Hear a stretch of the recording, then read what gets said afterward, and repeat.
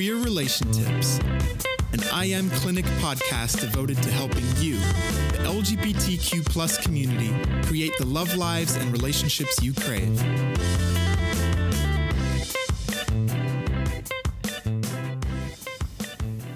When her camera turns on, I can see the California sun peering through a window in the background. Her warm, familiar voice seems more familiar than the sunshine, although her hair's a little longer than I'm used to. But her warm countenance is still the same. I've met Dr. Lin Fraser several times over the last decade. She teaches me how to be a better clinician for trans folks. But in our conversation today, she also somehow reminds me of the work that still needs to be done and reinvigorates me with passion to keep on going. Picture this. One woman walked into Dr. Fraser's office nearly 35 years ago and changed the way the world would understand trans folks. After working with WPATH, the department that writes the standards of care for mental health practitioners working with trans folks, and training numerous therapists throughout her career, people like Dr. Fraser leave me hoping to do more and be more. I'm sure you will find her story and her wisdom exemplary. Let's take a listen.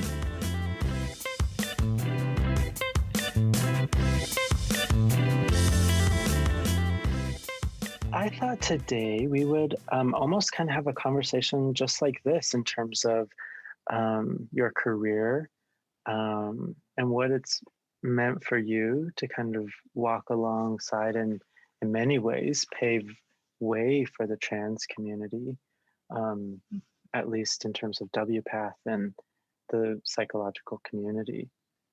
What was it like being a female, kind of in a male's world, getting your doctorate? How was that experience for you? That's an interesting question. In this field, which I got a doctorate in counseling psychology at University of San Francisco, which is a Jesuit university here. I'm in San Francisco, and I didn't notice any issue at all in terms of gender. What I was concerned about was what I was writing my dissertation on at a Catholic university, because my dissertation was on counseling. We called people transsexuals back then. Mm-hmm. And it was about counseling transsexuals. And I was worried that the university would have difficulty with that topic. My advisor was a very liberal man who was he was a behaviorist though, and I was a Jungian. So I had to think about how to write a dissertation that would combine my way of thinking clinically as well as his, and he taught me a lot. So it was a combination of Jungian and behavioral theory and therapy working with transsexuals. But getting a doctorate, and I live in San Francisco, and the field is very open to all kinds of people, and diversity is extremely important, even back then when I got my doctorate. So there was a consciousness about gender, but the consciousness was in a healthy way, not an unhealthy way. I don't know if there's anything else you want me to say about that, because it was not really an issue. Mm-hmm. That's great. Yeah. And in our field, I don't know if you find this, but I find that many people prefer seeing a therapist who's not just assigned female at birth, because many trans people are in my field. I mean, many people want to see trans people, and they want to see therapists who are non-binary, see a variety of types of people. But early on, when I was first in doing the work, people tended to prefer seeing a woman, and they wanted to see a cisgender woman. And I'm talking about back in the day when I started working with trans people, there was so much transphobia that as a cisgender person, there was a strong preference to see me rather than to see my colleagues who Mm-hmm. were trans. That's definitely changed now, and I'm really happy about that. Mm-hmm. That there's not so much transphobia. I don't know if I'm answering your question because I'm kind of going all over about This is what it great. was like back then and what it's like now. Mm-hmm. What were you writing your dissertation on, or what was it? So what I was in the Department of Education. So I needed to write something that was related to education, even though the degree was in counseling psychology in the Department of Education. So I wrote it on, uh, I can't remember the title exactly, which tells you how long ago it was, but it was something about understanding and treating. No, it was assessment and management of, and this is what it was entitled back then, gender identity disorders in adult male. Now, Mm-hmm. but now we certainly would never have a title like that because trans people are not disordered. Mm-hmm. It would be called gender dysphoria, and it. But again, it was basically a training manual for therapists, for counselors in working with trans people. That So to me that's just what my sounds, dissertation was. yeah, that sounds so avant-garde for the time. Is that accurate to say? That's what the concern was, that maybe the university wouldn't accept it. Mm-hmm. But the university was fine because, again, it was a Catholic university, a Jesuit university. But Mm-hmm. there was no problem. There was just an initial concern by my advisor when we were talking about what I was going to do my dissertation on. But he went and talked to some people about it, and they were fine with it. But yes, Wow. it was certainly one of the first dissertations written on the topic. Mm-hmm. I can imagine. Yeah. What kind of inspired the passion for that? I mean, you have to feel very passionate about a dissertation that you're planning to write. Otherwise, it feels like a death sentence, I would imagine. So what happened for me is that I took a number of years between getting my master's and getting licensed and then going back and getting a dissertation. So by the time I was writing my dissertation and going for a doctorate, I was already in practice and I already had a full practice of trans people. So it's more what inspired me to see trans people in the first place. Because once Okay. I was in practice, and there was no question that I was going to write my dissertation on what I was doing in terms of my work. But it was in my master's degree. And when I first started, as we all have done, we all had to go and work somewhere and start seeing clients. And I found myself at a clinic that was very avant garde in the Mission District of San Francisco. And people just came in off the street, many of whom were homeless and had, resource poor people. And the person that I saw, my very first person, and I really didn't know much of anything because I'd never seen a client, and I was a young master's student and doing my internship, and she was a trans woman, and I knew nothing about being trans, and she and I hit it off just as human beings, and she was pretty insistent that she wanted to work with me because I told her that I really wasn't able to help her because I really knew nothing about her situation.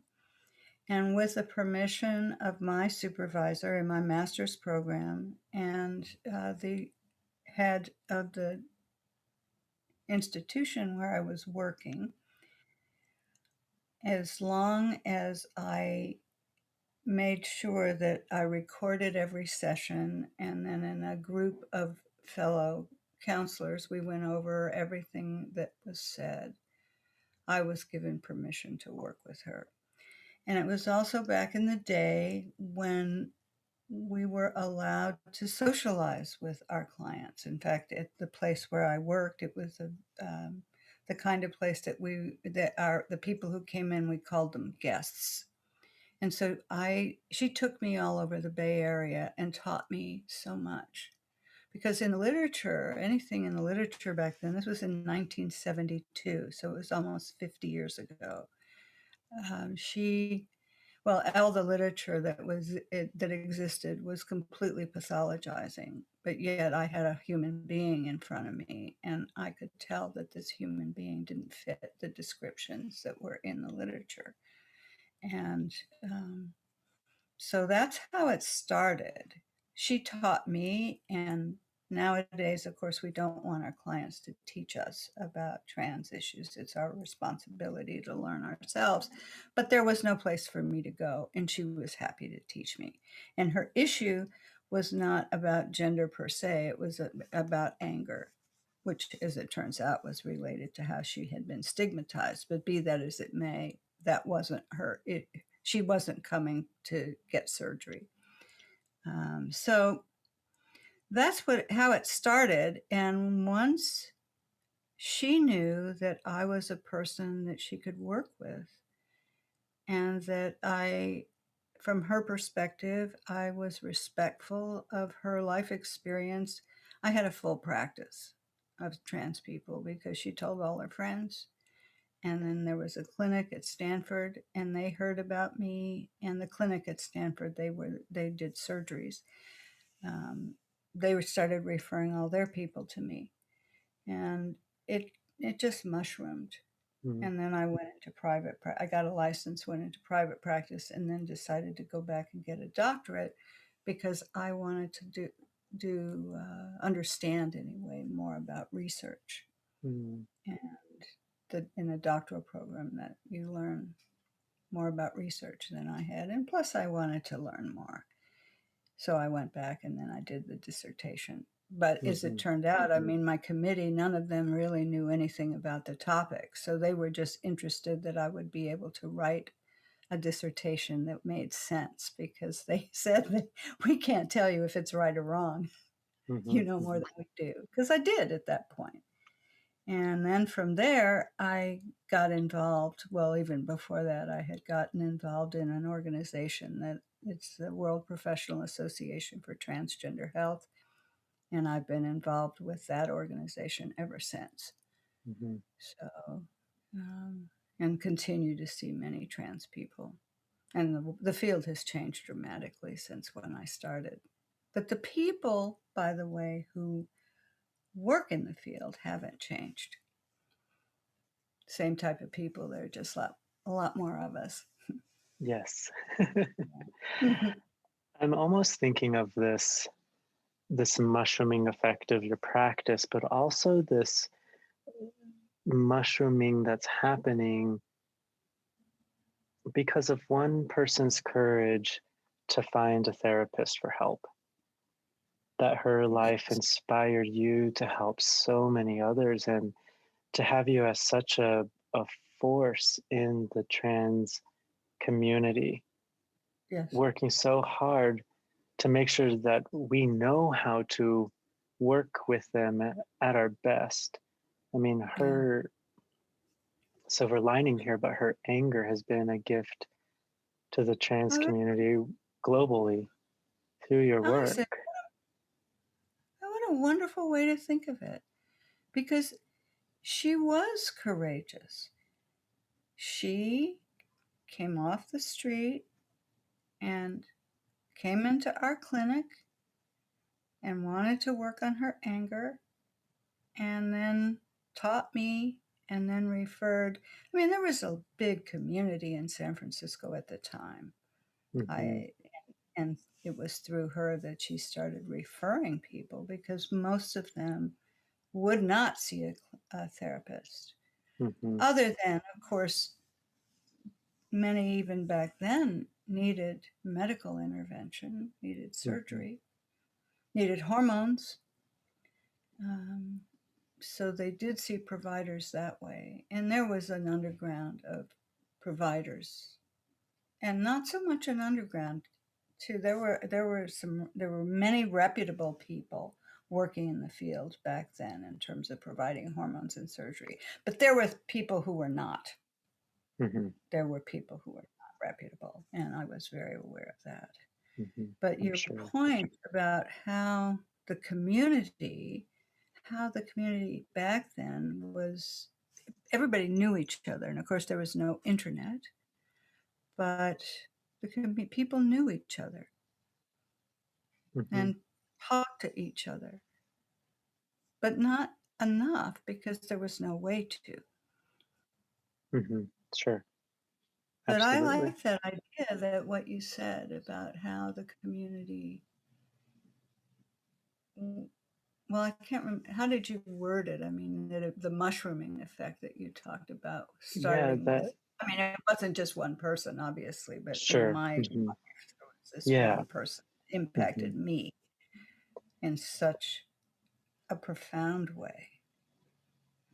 And Yeah, yeah, go ahead. it just almost seems so serendipitous in a way, or maybe even providential, uh, Oh, to to see this person coming off the street and then to take mhm. you into her world, and then for Yes, you to come back and say, this is the world that I'm going to hang out in and specialize in yeah, and fight right, for.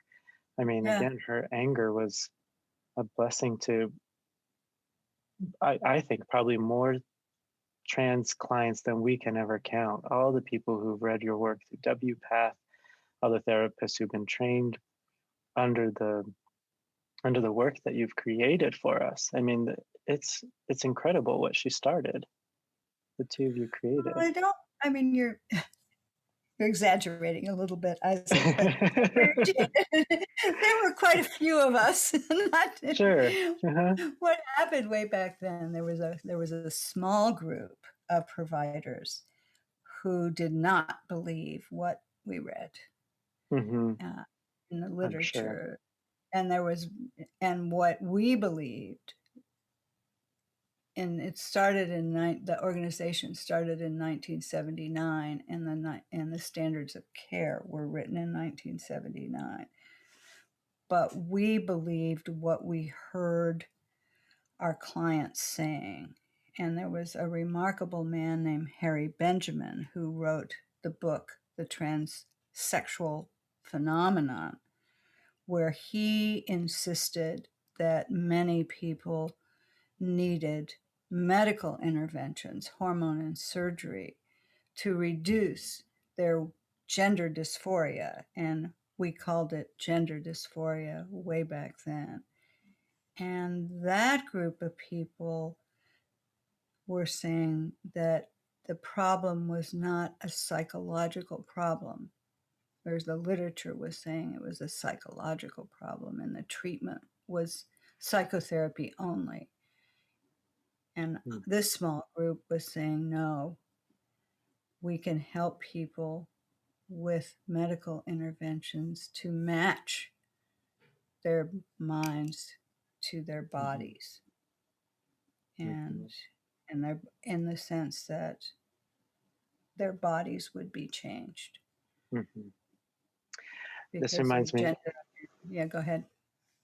Um, yeah, this reminds me of a time I was an adjunct professor, and Mm-hmm. one of my students, we were talking about transitioning for trans clients, and this Christian student, kind of in his way of defending his values, said, well, do we change the soul to match the body, or do we change the body to match the soul? And he kind of Yeah, caught himself off guard, and I think in that yeah, moment he realized that yeah. as a Christian, he would rather change the body so it matched the soul. And I think that was a really You got profound it. moment for him. Yeah, yeah. Mhm. That's that's nice. Were you there I when was the that happened? professor, yeah, and he was Oh, you were asking the me the professor question. when you said Hmm. it. Oh, how did you handle? What did you I say? I remember very distinctly not saying anything and looking at him like, yeah, Yeah, you just stumbled upon the truth. And he kind yeah, of leaned back in his chair and his eyes got really wide, and you could tell he had just had this epiphany. Yeah. And I Yeah. just kind of left it at that and moved on. Yeah. Yeah, Yeah. That was a profound moment when he got it. for sure. And of course, there's such variation. It's a gender spectrum or a gender universe. Hmm. There's so many ways of being a gendered person. And the community, it used to be that we believed that it was a gender binary, and one was either male or female, masculine, feminine, Hmm. and that people would go through what we would call a full transition from one gender to another. But now we know that's not the case for everybody. It's the case for some people. So that our goal as clinicians is one, to help people articulate who they are from a gendered perspective, to help them reduce the dysphoria. It's like, for example, once you know who you are, then what are you going to do about it? And how can I, as a clinician, help you be the person that you experience yourself to be from a gendered perspective? And there are all kinds of ways to do that. Um, Whereas, like I say, back in the day, there was just one pathway, and that was moving from one gender to another, full transition. That's changed. Hmm.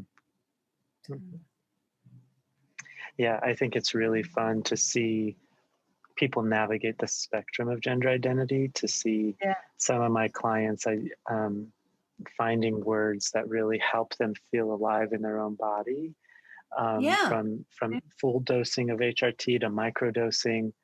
Um, Mm-hmm. I bring this up almost as a segue because there was something you taught me way a long time ago. It had to have been 2011. I was Wow. asking you about a particular client, and you said, Isaac, I want you to leave every option on the table for all Yeah. of your clients. Yeah. And Yeah. I use Great. that. I hear your voice in my head almost every day Oh, saying, what is every option that this client has access to according to the way that's they're great. finding their identity and coming to understand themselves? What is every option? And I think that is um, given so much liberty to clients that Yeah. they have every option and they get to pick the most comfortable, the most appropriate, the most accurate one for themselves. And to know that for some people, their gender can be fluid. So what they pick for now, in other words, how they articulate, how they experience their gender now, may not be the same 10 years from now, 20 years from now. Um, that as gendered beings, we're not necessarily static. And we used to think that we were. So that's what I'm saying, is that so much has changed over the years in our understanding, and that a lot of that has to do the good part of the internet, because people have an opportunity from all over the world to talk to each other.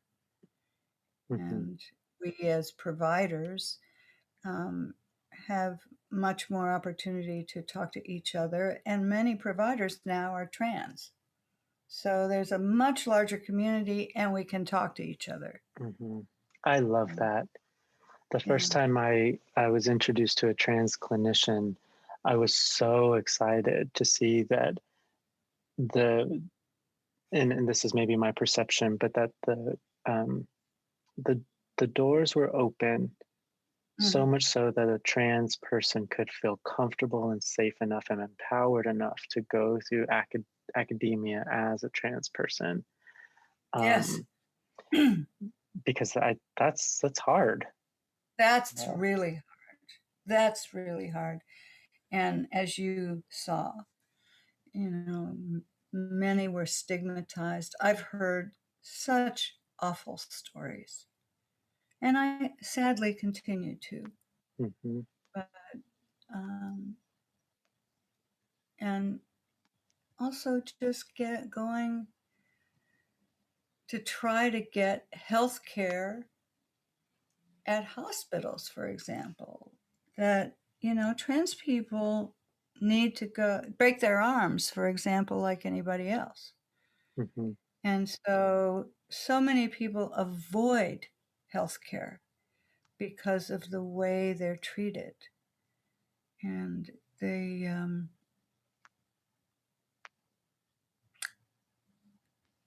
it's just, I don't know even how to say it, what I feel when I think about some of the stories I've heard, but how that people won't go, they just won't get care because they're more afraid of how providers are going to treat them than they are of living with whatever it is they have that needs medical treatment.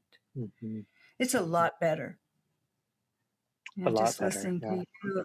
And listening to you, that makes me feel so good. Yeah. What you're Yeah. Oh, I've doing. always See, enjoyed that you're doing too. the work.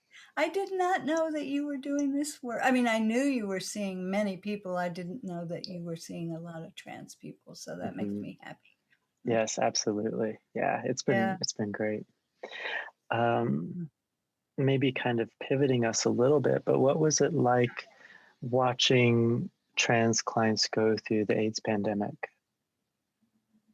in the 80s and the 90s? Yeah. Oh, That must have been really hard. yeah. I don't know if their experience was any worse than anybody going through it. What I recall a lot in San Francisco, actually more than trans people, was gay men going through it.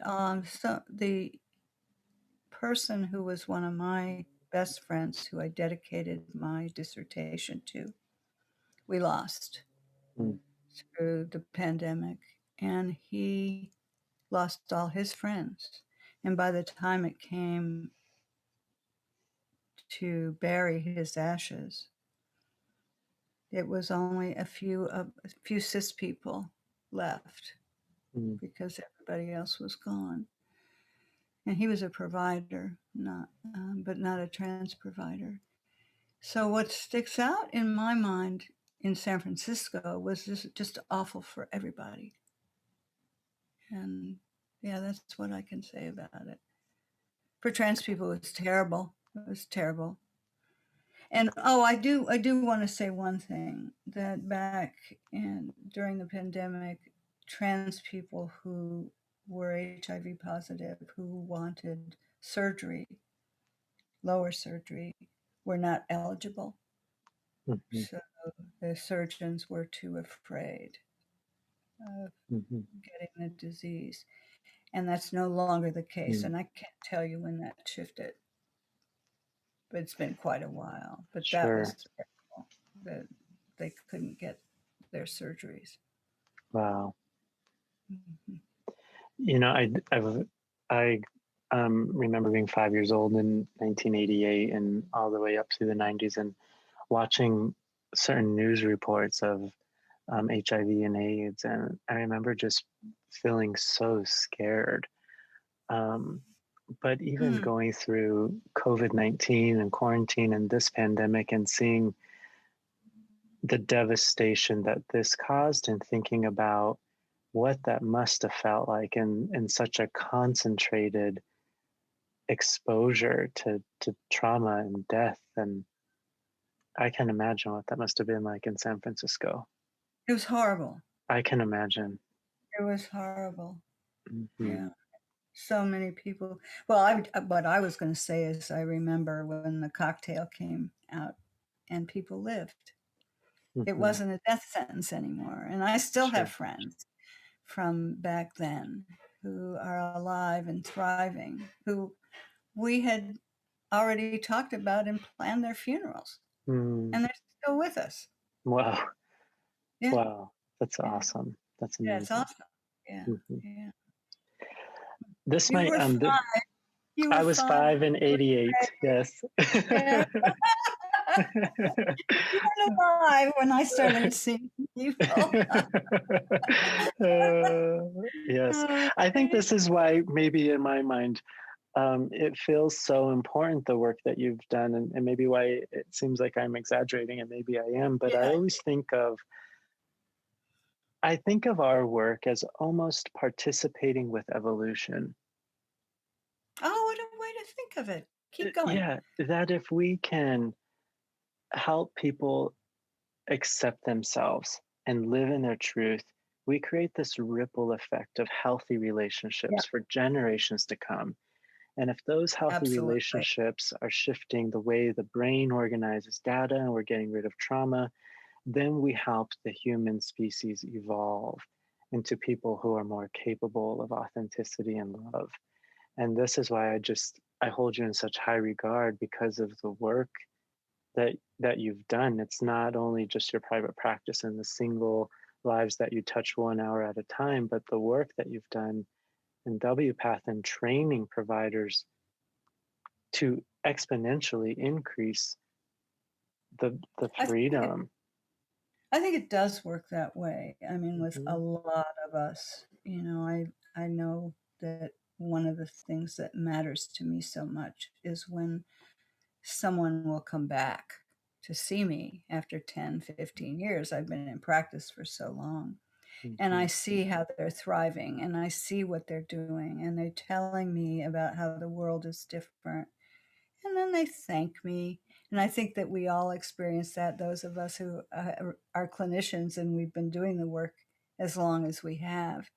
But mhm. in this particular field, I do see more of that thriving and telling me how the world has changed, because sometimes I don't even notice it because I'm living it day to day to day. And I don't know, somebody I've worked with 20 years ago, I'm not aware of what their life is like now because I remember what their life was like then. And then they come in and see me again. And it's really rewarding. This is wonderful work. I'm addicted Wonderful. to it. I can't No, stop. I can't. just now, just before this session, I was in the living room talking to my partner, and he said, "Lynn, you're addicted to your work." And he had, and we've been together almost 40 years, and he's never said that to me, but he just said it. So that's funny. You're Yes. saying it about Uh, yourself. I'm going to tell him. I'm going to say, yes. "Okay, guess Yes. what? I'm not the only one." Exactly.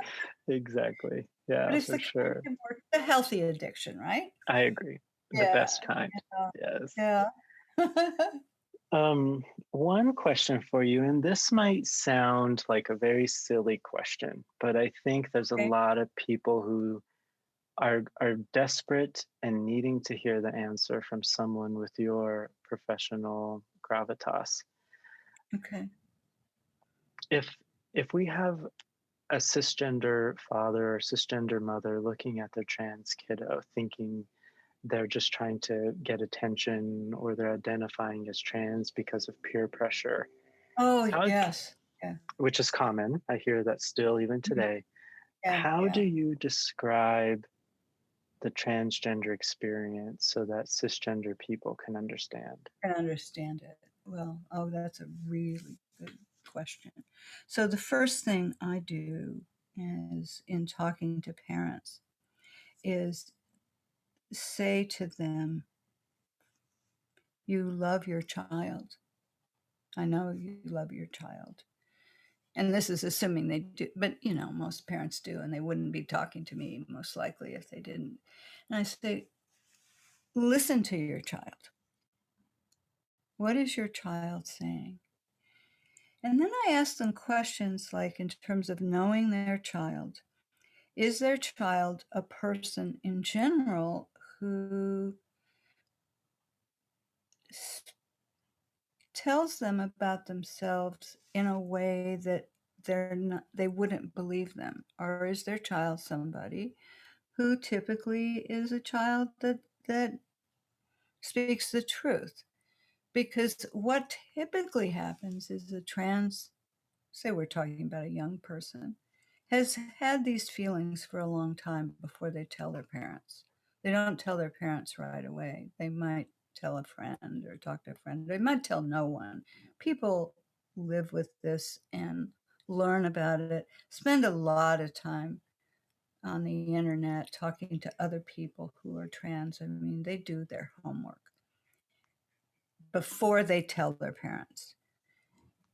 And they, once a parent starts thinking of, yeah, my child is a person who typically doesn't make bad decisions. My child is a person who is trustworthy. Um, they will, well, most parents want their children to be happy. And sometimes they have to see that when a child starts living authentically, that they are so much happier. But I also explain that the standards of care, for example, when someone is transitioning, are relatively conservative. So the parent has time to adjust to this. It's not a new person, but a new expression, a new gendered expression, that if it's not going to happen overnight. They're not going to have surgery tomorrow. They're going to go through a process. And that oftentimes what will happen is the parents will come in and talk to me as well. It's a family transition. It's not just the child transitioning.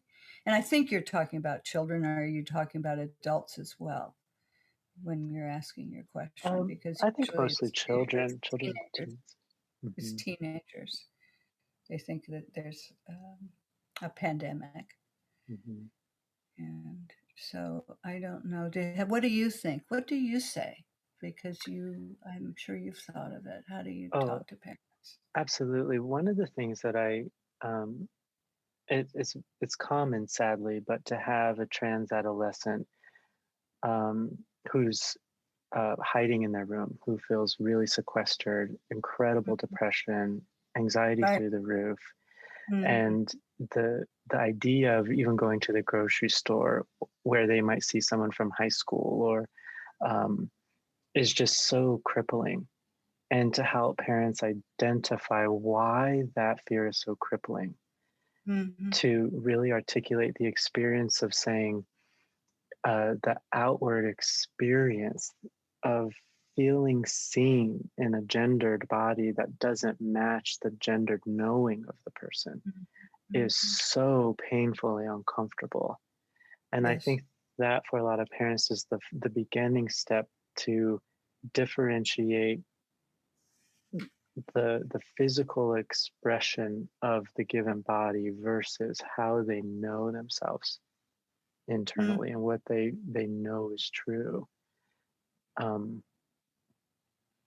I think it's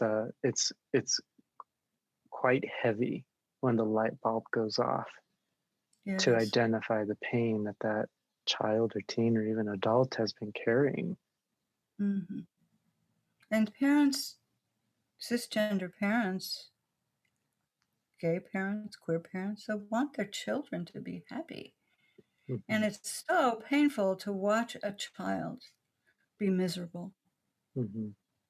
to hide in their room, as you're saying. Hmm. And yeah, it takes time.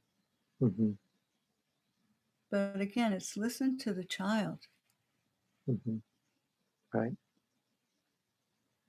I think there's a lot of necessary empathy that needs to, serious, true empathy of the emotional experience of what that's like, that I think a lot of parents need to cultivate over time And to it's understand. difficult.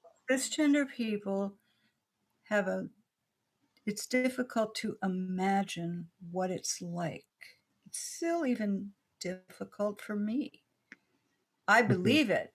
And that's the other thing that I learned from the very beginning is to believe the other person. Hmm. Why not? They Absolutely. know themselves better than I'll ever know. them. Mm-hmm. Mm-hmm. And another thing that many trans people have said to me over the years, why would anyone go through this if they didn't have to? I Oh, mean, for sure. why would they? Why would you Absolutely. go through all this? Being stigmatized, having all these surgeries. You just wouldn't do it unless you needed to. And if you work as a clinician, you learn to believe other people. I mean, Mm-hmm. you should learn it anyway, but as a Mm-hmm. clinician, you really learn that Mm-hmm. that's our job, is to mirror people and to accept them for who they are, to see them as they see themselves, Mm-hmm. to do our very best to understand them. Mm-hmm. That understanding is so healing. And so many times we have the opportunity to be with people who say to us, "You're the very first person I've ever told. You're the very first person who's ever seen me as I see myself." And that is, that means so much. And I say things like that to parents, you know, and Absolutely. yeah. Thank you for your time. Oh, you're welcome. I'm trying Yeah. to think if I have anything for you. I do. Sure. Can I say something to you? Absolutely.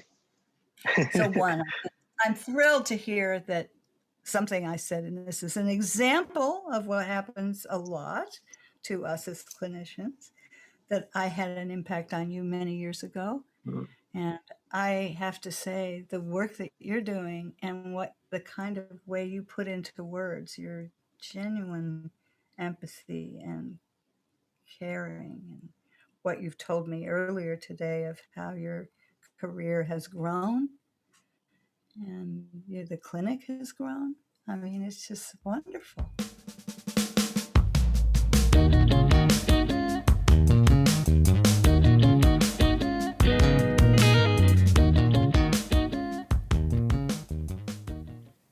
I so want to know what that young and angry trans woman looked like. Even though her confidentiality is protected, I want to give her a name so that all of us can remember what her vulnerability did for the trans community. She gave Dr. Fraser the ability to lend her mind and her wisdom and her career to helping create an innovative training manual, something that was so avant garde that would affect the way that clinicians for generations would understand and be able to listen to and help people in the trans community who need it. As I mentioned, every day I use the wisdom of Dr. Fraser in my office. She would say, "Isaac, I want you to leave every option on the table for your clients." She taught me to let authenticity of the LGBTQ plus client have its space, its time, its respect, and its own life. Unbeknownst to her, she wasn't teaching a clinician how to do their job better. She was teaching me how to respect and embrace my own gender fluidity as well. I was at the time afraid of the gender identity I might find if I dug deep enough. Gender identity is a major facet of not only our internal self-perception, but also our day-to-day reality. It's not just something we admit to people, but a way of being noticed and referred to in the world. I once had a trans client who was nearing the end of their transition who sat on my couch with serious despair. With a quivering lip, they told me that they still felt like a woman dressed in man's clothing. Sadly, this is not an uncommon sentiment. Let me say, genetics express themselves as either XY or XX very early in the embryo's process. Nearly 6 weeks later, an androgen bathing trains the brain how to understand and refer to itself as either gender non-binary, male, female, or somewhere along the spectrum. Again, at week 12, another androgen bathing comes to either add another dose, a booster of sorts, and help solidify the way the brain might understand itself. This self-conception is established during a completely different time than when the genes code the physical body as either intersex, female, or male. The same thing is true for sexual orientation. It is established at an entirely different time than the genetics of our bodies. For me, this piece of research was life-changing. I no longer had to shame myself for what happened to me, quote unquote, or what I chose to become. We have the evidence that we are literally biologically born along the LGBTQ spectrum. So, my trans siblings, let your truth be your truth. Be authentic, be honest, and be angry. You never know how your story might shift history. A massive thank you to Dr. Fraser, not only for her time given to this episode, but to all the time spent making sure trans folks across the world are being cared for in the most appropriate and safe ways. Dr. Fraser, may your warmth continue to affect the world. Until next time. Queer Relation Tips is a podcast sponsored by I Am Clinic, a counseling practice devoted to the LGBTQ+ community with in-person and virtual counseling options available. I Am Clinic. Create the love lives and relationships you crave. Find us online on Instagram at LGBTQ_therapy and Facebook at I Am Clinic. That's I-A-M Clinic.